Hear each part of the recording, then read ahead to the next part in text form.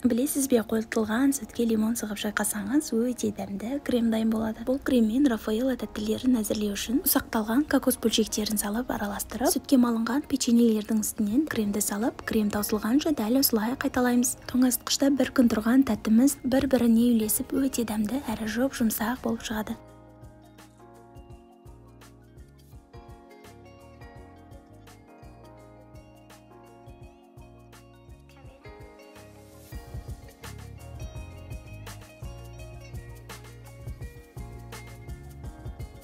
Салат жасап болған соң қалып қойған дәл осы капустадан өте дәмді духовкада дайындалатын самсалар дайындаймыз. Алдымен ыдысымызға жылы су мен жылы сүтімізді қойып, үстінен 1 шай қасықта тұз және 2 шай қасық шекерімізді салып, сұйық май салуды да ұмытпаймыз. 1 жұмыртқаны салып, жақсылап шайқап, 1 ас қасықта ашытқыны салып, оны да жақсылап ерітіп аламыз. Содан соң аз-аздан ұнын салып, жұмсақ қамыр дайындаймыз. Дайын болған қамырымыздың үстінен еріп тұрған сары майымызды салып, жақсылап араластырып, қолымызбен иін қандырып аламыз. Содан соң бетін жауып, жылы жерде 1 сағатқа қалдырамыз. Осылай көтеріліп шыққан қамырларымызды бөлшектерге бөліп аламыз және тындырып, дәл осылай бетін жауып аламыз. 10 минуттай тынып алған қамырымызды бір шетінен жайып, дәл осылай 4 бұрыштап 4 ұшын дәл осылай қайырып аламыз және аударып, ең дәмді начинкаларды араластырып аламыз. Ол үшін бізге жартылай қуырылған тартылған ет, жартылай қуырылған пияз және дәл солай жартылай қуырылған капустаны салып, тұзын, қара бұрышын салып араластырып, дайындап алған қамырымыздың үстінен 1 ас қасықтан салып, осылай 4 бұрыштап 4 бұрышын жақсылап бекітіп аламыз. Енді одан әрі жұмсақ болу үшін бетін жауып 20 минутқа осылай тындырып аламыз. Тынып алған қамырлардың бетіне жұмыртқаның сарысын жағып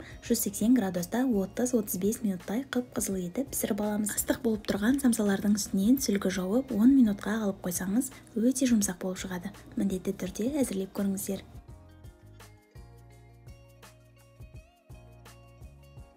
Ешқайсы чизкейктерден қалыспайтын пирогты әзірлеу үшін ұнға какао қопсытқыш сары майды салып жақсылап араластырып, 1 жұмыртқа және шекерін салып жұмсақ қамыр дайындаймыз. Қамырды формаға дәл осылай жайғастырып, бірден начинкасын дайындауға кірісеміз. Сметананы, вареный сгущенка және жұмыртқамен бірге шайқап, формадағы тестаның үстінен құйып, қызып тұрған пеште 35-40 минутта қызартырып пісіріп аламыз. Пирогымыз суығаннан соң еріген шоколадпен жаңғақты араластырып, үстінен құйып аламыз. Бұл пирог жай ғана көздің жауын ғана алып қоймай, жүрегіңізден де орын алары сөзсіз. Ал видеоны жай ғана сақтап алмай, міндетті түрде әзірлеп көріңіз.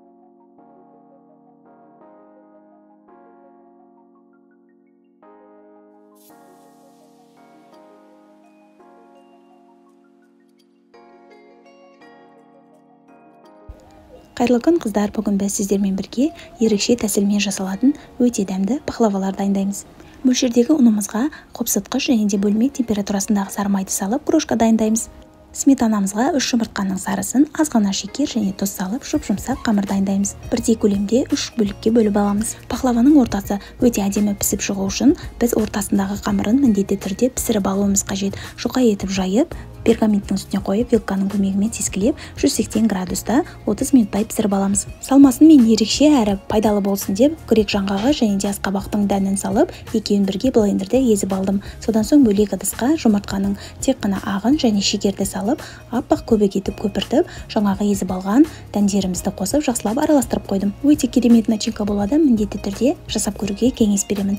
Ендеше тағы бір қамырымызды астынан жайып, үстінен салмасын салып, тегістеп алып, жаңағы ортасында пісіріп алған қамырымызды үстінен орналастырамыз. Тағы да начинкасын салып тегістейміз. Үстінен үшінші қамырымызды тегіс етіп жайып, біркелкі орналастырып, бір-біріне біріктіріп аламыз. Пахлаваларды міндетті түрде кесіп пісіреміз. Үстінен жұмыртқаның сарысы және сүтті араластырып жағып аламыз. Жаңғағымыздың бүтін бөлшектерін дәл осылай орналастырып сәндеп аламыз. Алдын ала қыздырылған пешімізде 180 градуста 35-40 минуттай қып-қызыл етіп пісіріп аламыз. Сонымен біздің пахлавамыз дайын. Бетінен қалаған сироп не болмаса балды құйып шықсаңыздар болады.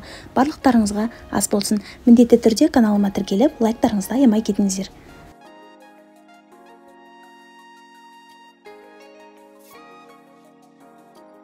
Сүйікті тәттімді әзірлеймін деп жалқаулығым ұстап ерекше тәсілмен әзірлей салдым. Ұнға сары майды, жұмыртқа мен сметана және қопсытқышты салып, жұмсақ қамыр жасап 8 бөлікке бөліп алдым. Ұсақталған жаңғақ, жібітілген мейіз, шекер және ақуыз, сары май мен ұн салып жақсылап араластырдым. Қамырды жұқалап жайып, ортасына начинкасын салып, нығыздап орап, екі ұшын біріктіріп, үстін жай ғана жеңіл әрекеттермен кесіп, бетін сары жұмыртқамен сәндеп, алдын ала қыздырылған пешке жіберіп, қып-қызыл етіп пісіріп алдым. Ыстық болып шыққан тәттілерімізге қайнап тұрған балымызды құйып, тағы да жылтыратып сәндеп, енді кесіп дәмін татып көрсек болғаны.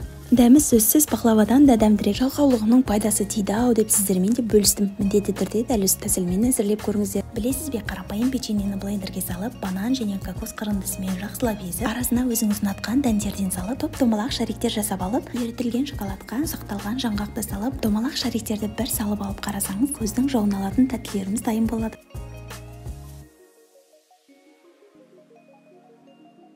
Ерекше тәсілмен шоколадты шай дайындаймыз. Алдымен қазанға өзіңіз ұнатқан қара шайдан салып, дәл осылай ортасынан тәбетіңізге қарай шекер саласыз. Қазанымызды бірден отқа қойып, дәл осылай карамельді түске енгенге дейін баяу отта қыздырамыз. Енді өзіңіз ұнатқан түрдегі шоколадты дәл осылай карамельдің үстінен қойып, бірден қайнап тұрған сүтті қойып, жақсылап араластырып, түсі дәл осылай болғанға дейін 2-3 минуттай қайнатып, содан соң барып жақсылап сүзіп аламыз. Бұл шайды міндетті түрде әзірлеп жақындарыңызды қуантыңыздар.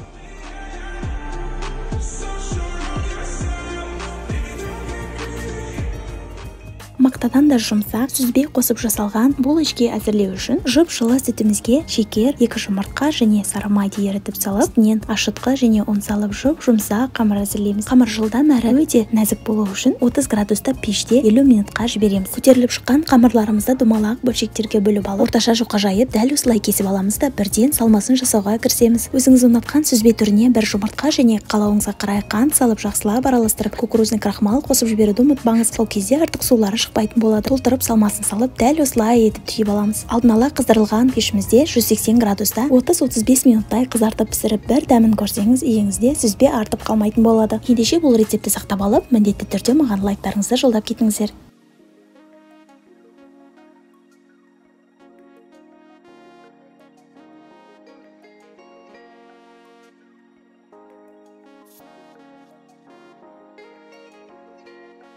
Ұшақ затпен балмұздақ дәмді печенье жасау үшін бөлмеде еріп тұрған сармайға қойылтылған сүт және ұнды салып, жұп-жұмсақ қамыр дайын болған соң, домалақ бөлшектерге бөліп шариктер жасап аламыз. Алдын ала қыздырылып алынған пеште бар болғаны 15 минутта дайын болатын бұл печеньелерді қалаған түрдегі шоколадпен сәндеп, міндетті түрде дәмін көріңіздер. Ал маған лайктарыңызды аямай кетіңіздер.